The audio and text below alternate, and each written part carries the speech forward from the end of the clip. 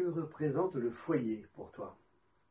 Un cocon, le noyau, le cadre un petit peu rassurant. Pour moi, le foyer, c'est le moment où on se retrouve pour être bien, pour être en sécurité. Ça, c'est la définition parfaite du foyer. C'est comme ça que je le ressens. Pour toi, qu'est-ce que devenir père? Devenir responsable, tout d'abord, et puis important aux yeux de quelqu'un, naturellement, quelqu'un qu'il ne faut pas décevoir, mais quelqu'un qu'il faut accompagner euh, au quotidien, sans date de péremption. Oh, c'est pas facile finalement vu comme ça. C'est quand même magnifique pour moi être père, c'est le plus beau cadeau que la vie puisse offrir. Je suis devenu papa lorsque j'avais 19 ans et demi, ça compte dans ces années-là. Je suis devenu papa très très jeune, ce qui justement m'a propulsé au niveau professionnel, puisqu'il a fallu répondre eh bien, à des besoins.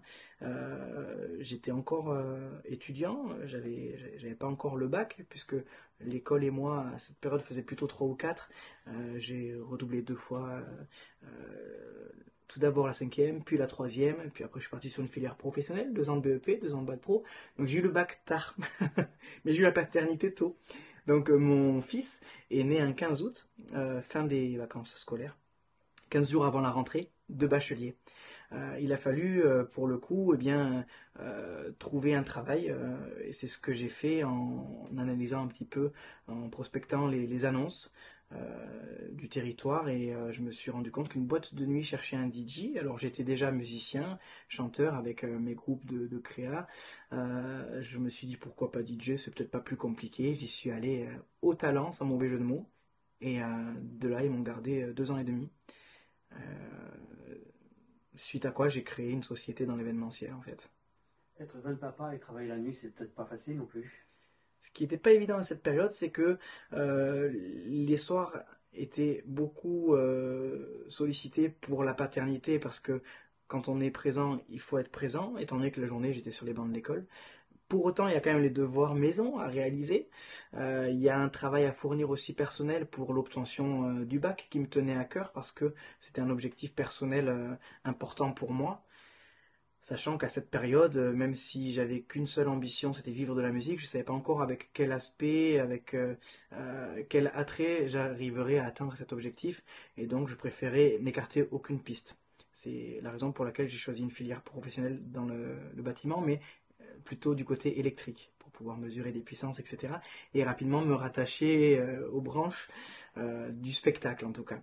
Donc ça, c'était le côté, on va dire, un peu rassurant. J'avais besoin de ce bac pour l'avenir. C'était vraiment un diplôme, un gage euh, de confiance. Voilà, c'est histoire d'avoir un boulot, quelque chose. C'était vraiment très important pour moi. En parallèle, effectivement, la paternité, c'est quelque chose qui prend beaucoup, beaucoup, beaucoup de temps. Et en autre parallèle, eh bien, il faut subvenir à ses besoins et c'est pour ça que j'ai décroché mon premier CDI dans une boîte de nuit qui tournait 3 nuits par semaine, donc le jeudi, le vendredi, le samedi, et une boîte de nuit rattachée à un casino dans lequel les dimanches après-midi étaient animés aussi par ce qu'on appelait les thés dansants, donc sur un registre un peu plus folklorique pour une clientèle un tout petit peu plus âgée, pas beaucoup que un tout petit peu plus âgée que le samedi soir. L'arrivée du petit Enzo a été forcément un élément marquant, déterminant de ma vie, un élément de joie, de bonheur, qui s'est malheureusement vite vu revisiter aussi, puisque je me suis séparé de sa maman. Rapidement, je me suis mis en couple avec ma femme actuelle. Et puis, quelques années après, nous avons mis au monde une petite Lina, donc la petite sœur, âgée de 6 ans de moins, qui est toute mignonne elle aussi, un vrai rayon de soleil, et où nous vivons désormais à Barjac. Quand on est papa, que ce soit pour un enfant ou pour 47, moi je suis au milieu à peu près, j'en ai deux. La réponse est la même puisque effectivement, eh bien, on aime un premier comme un second, comme un troisième. Même si c'est pas forcément avec la même maman, si c'est pas avec le même partenaire, quoi qu'il en soit, moi l'amour que je porte à l'un est exactement identique à l'amour que je porte à l'autre. Donc j'ai réellement pris conscience du rôle de père assez tôt, quand j'ai eu Enzo à 19 ans, Pour autant, je ne l'ai pas minimisé lors de la venue de la petite sœur. Au contraire, j'étais un petit peu plus âgé, peut-être plus mature, ce qui m'a peut-être permis aussi de faire des choix différents, mais en tous les cas, la responsabilité était pour moi la même. Et l'amour aussi, évidemment. On profite des moments, peut-être pas de la même manière, mais en tout cas, on, on arrive à s'organiser pour que l'un ne soit pas desservi par rapport à l'autre. En tous les cas, on met un point d'honneur à essayer. Euh, Après, on est là pour répondre à toutes les interrogations qui se posent. On est là pour les accompagner au mieux dans ce petit déséquilibre qu'ils n'ont pas choisi quelque part. Finalement, qu'on n'a pas vraiment choisi non plus. Mais ce qu'il y a de certain, c'est que on peut être présent et être, je pense, un bon père sur un temps imparti restreint, comme on peut être un père beaucoup plus présent sur le terrain, mais absent dans l'éducation, dans l'accompagnement. Donc je suis déjà, de par mon métier, amené à être rarement chez moi. Et j'ai donc créé en moi cette habitude de savourer les petits instants.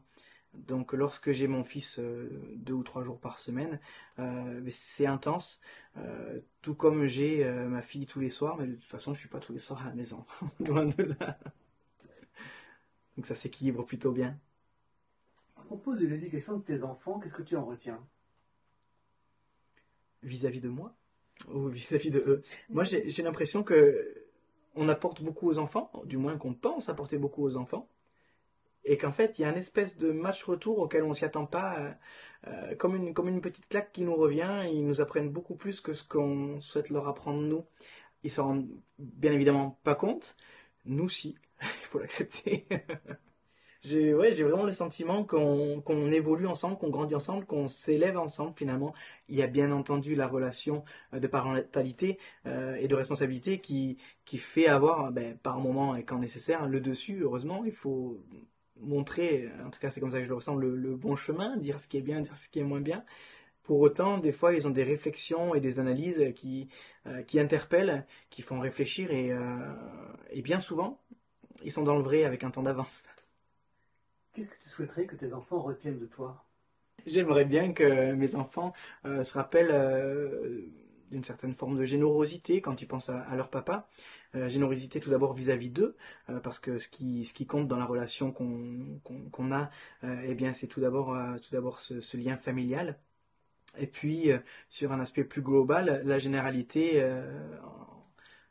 envers autrui. Donc j'aimerais bien qu'ils se souviennent de ça.